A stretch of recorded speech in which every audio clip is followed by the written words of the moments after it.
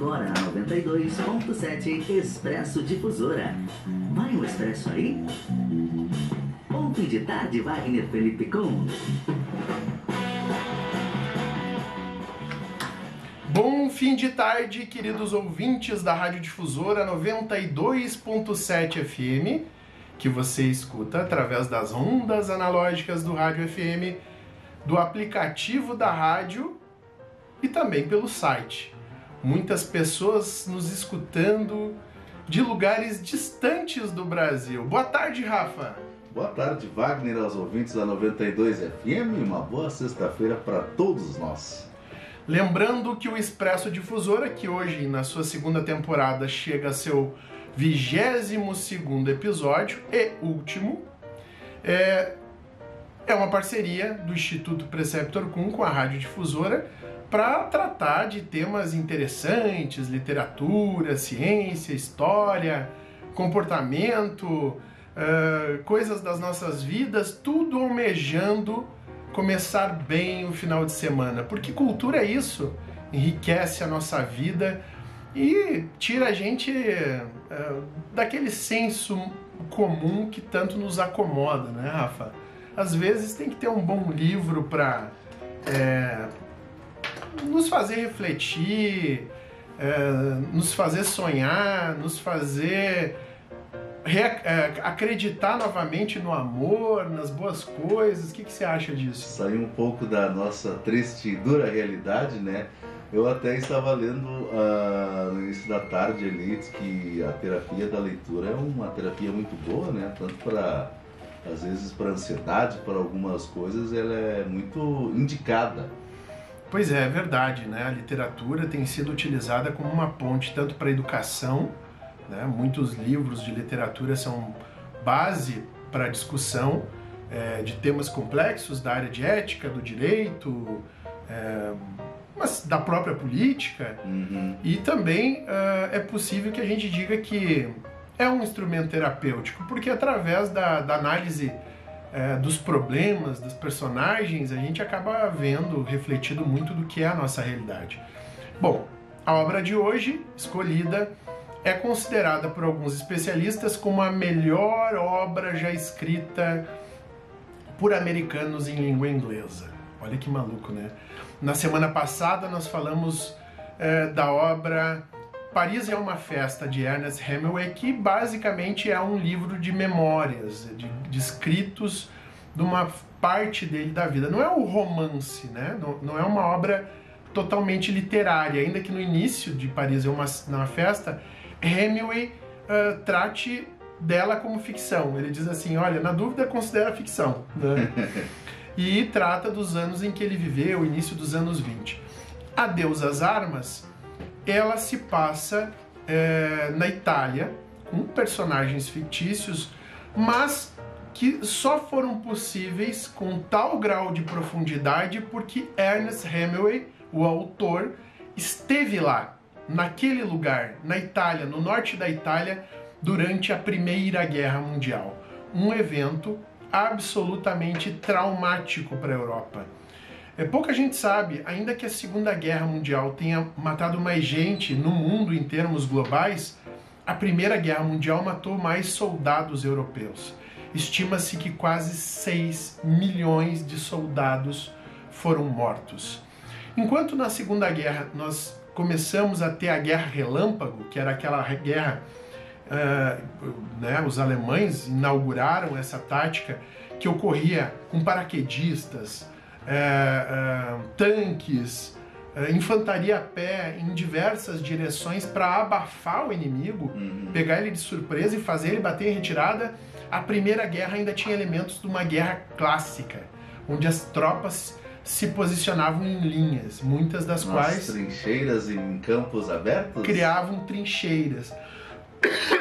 E é disso que trata muito da obra Adeus às Armas, porque ela situa a figura do tenente Frederick Henry, que é um americano, né, mas que se alistou para apoiar as forças italianas junto a uma atividade de apoio que eram através de ambulâncias, né, que faziam retiradas as retiradas dos soldados feridos. Ele não era da infantaria, não era da linha de frente.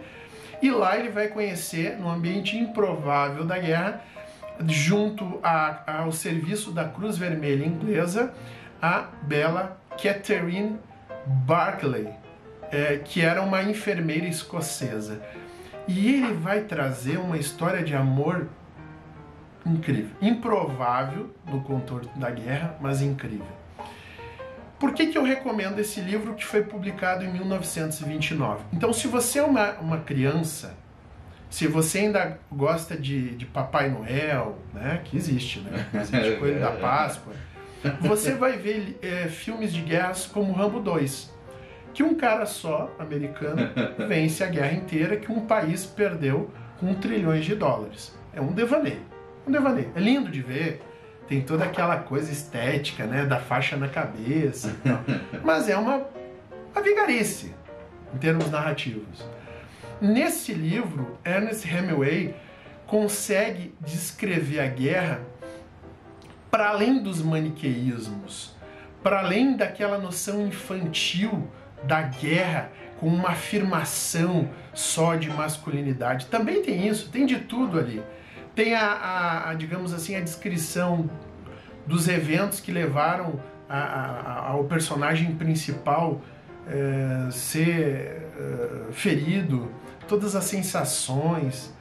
Tem os momentos difíceis onde ele, como oficial, tinha que manter a disciplina e eventualmente até tinha que atirar nos seus próprios soldados.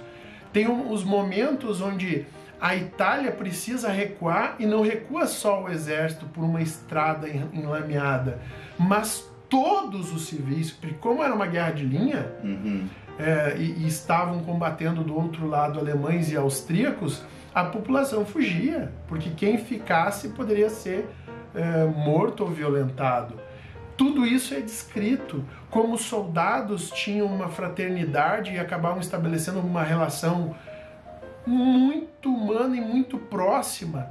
E dentre esses personagens se destaca, né, além do tenente Frederick Henry e a Catherine Barclay, a figura do Rinaldi, que é um médico italiano, e aí a gente vê todos os contornos do humor italiano. Eu, por parte de mãe, sou todo italiano, né? Então essa coisa do italiano, de incomodar quem ele tem como um amigo próximo. Tem dentro de um grupo maior, não vou citar todos os personagens, uma figura de um padre, né, que era muito comum, capelão nas guerras. Coitado, sofria com os soldados, né?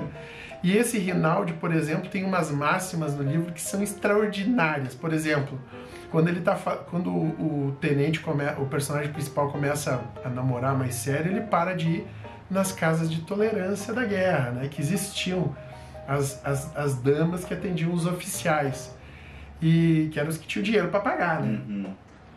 E aí, uma certa altura, o tenente diz assim: e aí, como é que estão as meninas lá e tal? E o Rinaldi diz: ah, não há mais garotas. Depois de tanto tempo junto na guerra, já são velhos camaradas, não são mais moças para a gente se apaixonar, né? Porque o sofrimento da guerra, que é uma coisa atroz, tem esse elemento comum de você gerar uma fraternidade e uma irmandade que depois vai ser descrita por muitos autores, está presente em filmes, que a gente não tem nem noção do que é. Porque hoje a gente olha uma guerra, Primeira, Segunda Guerra, e a gente, durou tanto tempo. Na época eles não sabiam quanto ia durar. E não tinha opção. Ele, no caso aqui, o personagem principal, ele se alistou como americano. Mas não é assim, chegar e dizer assim: governo italiano, cansei de brincar disso aqui. Não vou querer mais brincar de guerra. Não tem essa possibilidade. Se você desistisse, você desertasse, que é o termo correto para designar isso, você era fuzilado. Eu tive a oportunidade de estar na cidade, se não me engano, de Poperinge, na Bélgica, onde tinha, lá na linha francesa, um quartel-general. E eles preservaram muitas coisas. É uma cidade famosa, inclusive, porque ela planta lúpulo, que se usa para fabricar cerveja. E dizem até que o amargor acentuado do lúpulo lá é da quantidade de jovens que não voltaram para casa. E lá tinha os locais em que os jovens eram executados. Esses que hoje não cortam o bife, não arrumam a cama, que não queriam continuar ali. Que choram no banheiro. Esses caras, na época, se diziam que não queriam lutar, eles eram fuzilados com 16, 15, 17 anos, 18 anos. Então, numa das prisões, eles preservaram a parede e consta lá os rabiscos que esses jovens faziam. Eles preservaram. E o que é mais triste... Eles desenhavam Mickey. O que é mais triste é que fuzilados pelos próprios colegas, digamos assim, né, do próprio país. Sim, os oficiais eles consideravam absolutamente normal. Um desertor era a pior figura. Mas aí você pensava assim, não, mas eu ia fugir. Não adiantava, isso aparece bem no livro. Poucos homens que tinham família desertavam, por mais que tivessem desesperados. Porque segundo, estou falando da Itália, tá? Não estou falando de um país árabe, não, estou falando da Primeira Guerra na Itália. Isso era válido na França. Se você desertasse, a tua família pagava. Que é o que ainda ocorre hoje em um país como a Coreia do Norte. Se tu fugir, quem paga é a tua família. Você desertasse, tua família ficava sem casa. Qualquer cidadão poderia ir lá tomar a casa, porque você não era digno da Itália. Tem uma cena muito forte, inclusive, onde começam a entrar nas trincheiras que até então tinham austríacos contra italianos, os temíveis alemães. Eles odiavam e temiam muito os alemães. E aí tem uma debandada gigantesca, naquela parte bem ao norte. Hoje tem, se não me engano, fronteira além da Áustria com a Eslovênia. E aí destroem as ambulâncias onde eles estavam, matam os motoristas, e aí o cara tem que fugir. Só que quando ele chega lá na linha, no que é a nova linha, estão os oficiais pegando, os graduados da polícia do exército, pegando cada um dos oficiais e pedindo por que ele está ali. Por que ele fugiu? Ninguém mandou ele fugir. Ele tá desobedecendo a ordem de avançar. Mas não tenho mais nada para tirar dos caras. Azar o teu. Que coisa triste. E aí eles levavam num canto e fuzilavam. E era assim a guerra. Porque a Itália, segundo os oficiais graduados, que nunca iam para a linha de frente, né, porque eram só os soldados, esses não queriam recuar. Eles achavam que sempre era uma questão só de coragem. E era um pesadelo logístico. Hoje a gente tem rádios, questões via satélite, os exércitos, a coisa que mais eles investem é em comunicação, tanto que os caças de sexta geração, onde que estão os upgrades? Não é nem tanto nas bombas, é nos sistemas de telemetria e comunicação, para não ser ouvido e conseguir se comunicar, para não ser visto e conseguir ver. E na época, eles já tinham a clareza de que eram os oficiais, a maior parte dos caras que arrumavam as brigas, né? E àquela altura, que é por volta de 1818, então a guerra já vai lá para os seus finalmente, a maioria já está cansada, está absolutamente cansada. Quantos anos essa deu? A Primeira Guerra Mundial durou por volta de 14 a 18, 19. 1900. Já estamos fazendo mais de 100 anos. Eu tenho duas medalhas, uma da Primeira e uma da Segunda Guerra Mundial. A primeira eu comprei na cidade, também lá na Bélgica. E você acha os milhares. Por quê? Porque muitos jovens morreram em batalha. Então hoje tu acha, quando tu vai nas feiras de pulga da Europa, sim, tu acha muitas dessas medalhas, não são caras. Compra com 10, 20, 30 euros. Algumas, claro, de oficiais graduados são mais caras, porque os caras colecionam, os museus compram. Mas essas de baixa patente você compra. Por quê?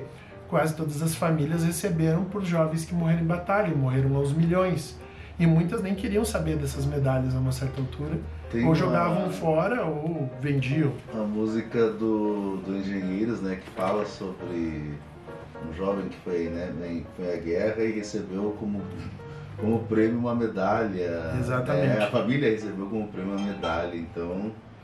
O que eu desprezo muito da nossa época é a idolatria e a infantilidade em relação à guerra.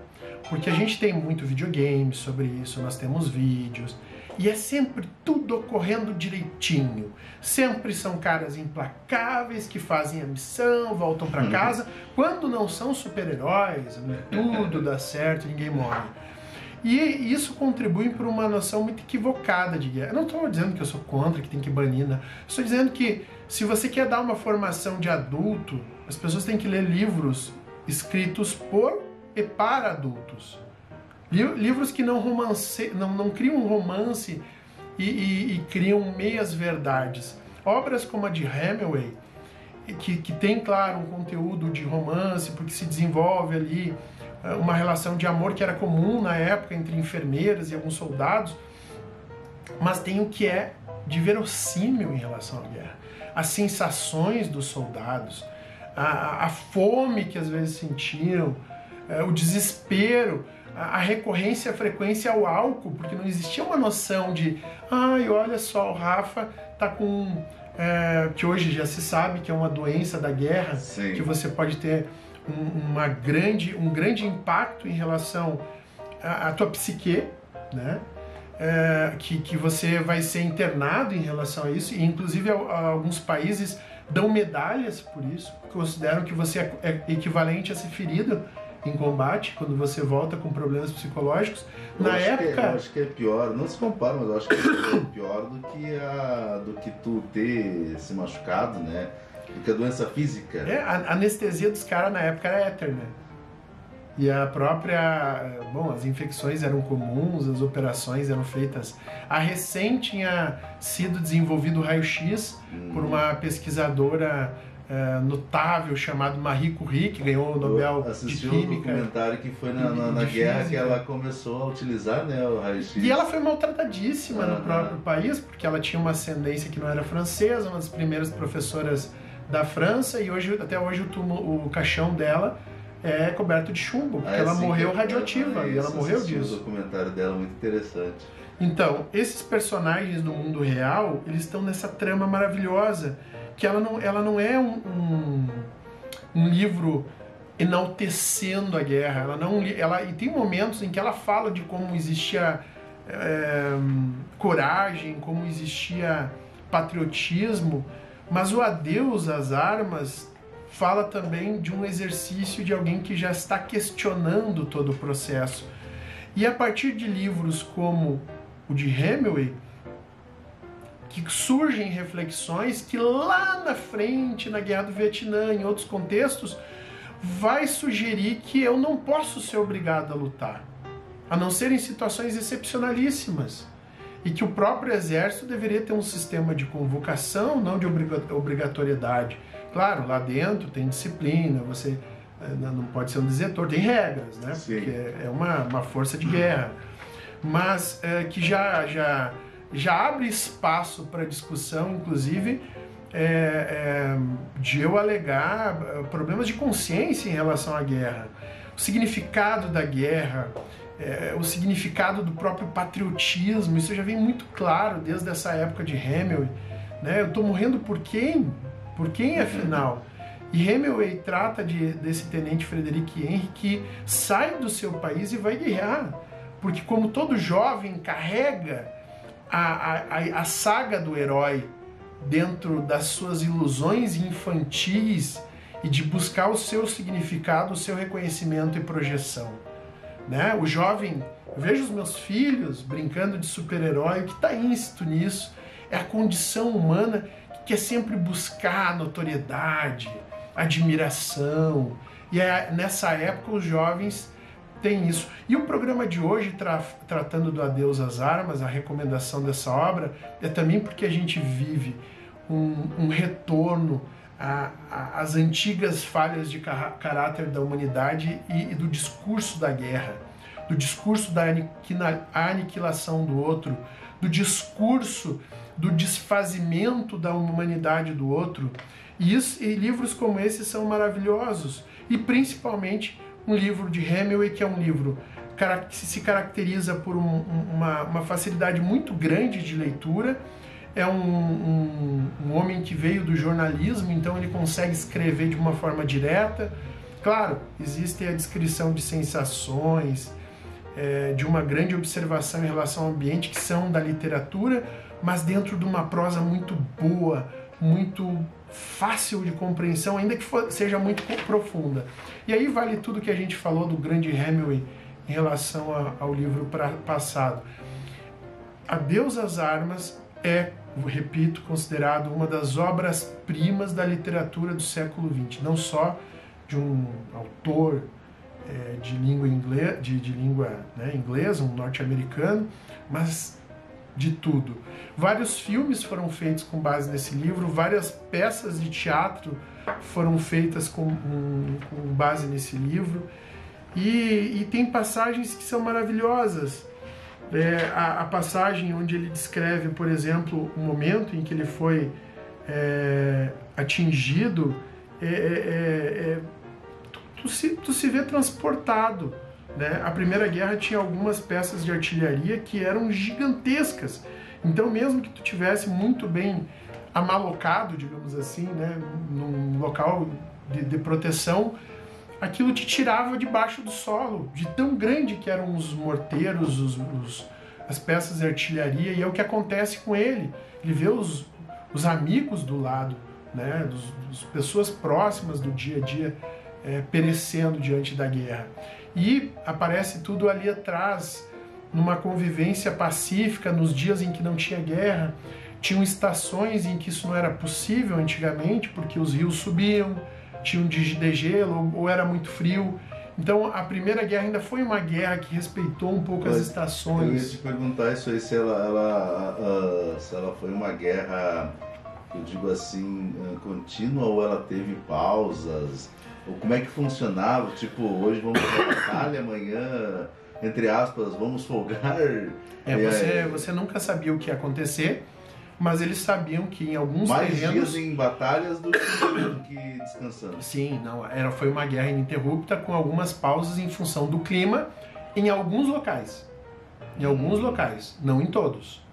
Tem a notícia até de que houve num Natal, nas trincheiras entre França e Alemanha, uma celebração de Natal, onde eles levantaram bandeiras, cearam juntos e depois declararam encerrado. Mas também a notícia de que esses soldados e alguns oficiais das primeiras patentes que teriam feito isso responderam à corte marcial e acabaram fuzilados, porque isso não era admissível e não tinha sido autorizado. Alguns filmes ingleses também mostram, e alemães mostram muito bem como era. Os oficiais normalmente tinham a função de ficar atrás das linhas, e os soldados que recuassem, eles tinham que atirar. Então, nessas guerras, você não tinha opção. Você avançava ou retrocedia. E nos dois casos, você tinha um encontro com a morte. Né? A morte era muito provável numa linha de avanço. Por quê? Porque já começavam metralhadoras, já começava a ter peças de artilharia com mais amplitude.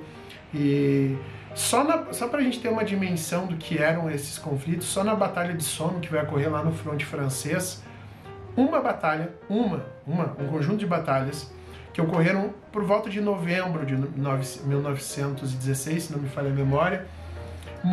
3 milhões de soldados foram envolvidos e cada lado perdeu 450 mil soldados. Então, era comum você ver corpos atirados. Até hoje, os caras, dependendo do lugar que eles cavocam lá na Europa... Pois outra coisa que eu ia te perguntar, né? Porque não tinha uma assistência, né? Veículos para estar removendo os corpos. Às vezes, acho que abandonavam trincheiras, deixavam ali, largavam terra em cima e seguiam... E tinham ratos, e tinham animais que iam lá e acabavam... Não existia infraestrutura logística suficiente nem para cuidar dos feridos, né? Então... isso tudo, meu amigo, é para você que tem curiosidade para saber como era efetivamente a Segunda Guerra. Não só essa guerra, mas todas elas, porque tem elementos que são comuns, mas dentro de um olhar muito humano, da fraternidade entre soldados e principalmente uma história de amor riquíssima que vai se desenrolar ao final com uma tentativa de fuga para a Suíça e a bela cidade de Stresa, né, que fica... na fronteira com a Suíça, no norte da Itália, uns 92 quilômetros de Milão, que é separada da Suíça pelo Lago Maggiore. E aí todo esse contexto maluco. E cito aqui um finalzinho da parte onde o soldado dá seu adeus, né?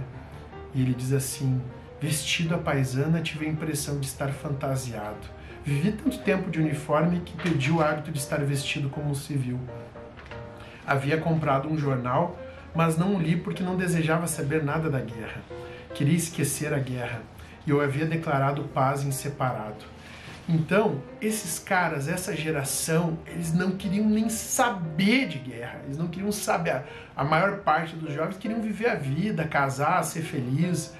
E a gente tem que recuperar isso como humanidade de vez em quando, principalmente quando esses acontecimentos chegam até nós, onde eu vejo pessoas empolgadíssimas com a morte, por essa pulsão da maldade humana que nos acompanha desde os primórdios. Eu acho que é uma parte indissociável de todos nós, mas também tenho esperança de que a civilidade pode nos fazer refletir, porque no final, creio que o ser humano não é tão estúpido quanto às vezes ele quer fazer crer. E vivemos numa época onde há uma infantilização de tudo, uma superficialidade de tudo. Recomendo, portanto, Adeus às Armas de Hemingway, e dando adeus às armas, dou adeus à segunda temporada do Expresso Difusora, agradecendo à Rádio Difusora por essa oportunidade. Tivemos a primeira temporada, nesse 22º episódio, estamos tendo o encerramento da segunda, e agradeço ao Rafa por dar esse espaço tão precioso e tão bacana aqui nessa sexta-feira, que geralmente é o momento da gente se conectar com essas coisas, boas leituras, boas conversas, ou pelo menos conversas que façam sentido para uma organização das coisas na nossa cabeça, e também isso que nos leva à felicidade. Agradeço ao Dado, agradeço ao Rafa, agradeço a todos os amigos da Rádio Difusora que são sempre tão abertos a esses projetos malucos, né? Em parceria com o Instituto Preceptor Cum, sempre um apoio muito franco e muito expresso. E convido todos que tiverem interesse a seguir lá o nosso Instagram, que é o @Instituto Preceptor, né, para acompanhar outros conteúdos sobre ciência, e também os cursos que a gente promove.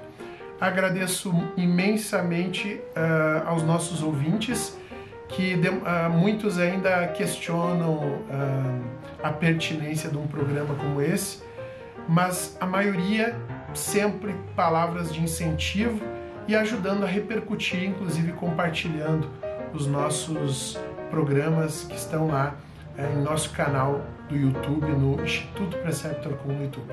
Agradeço muito, me despeço aqui e desejo a todos um excelente final de semana, nesse dia que está aí no rescaldo do Finados, onde a gente rememora o tempo daqueles que foram e deixaram suas lições sobre o mundo. Um abraço e até a próxima.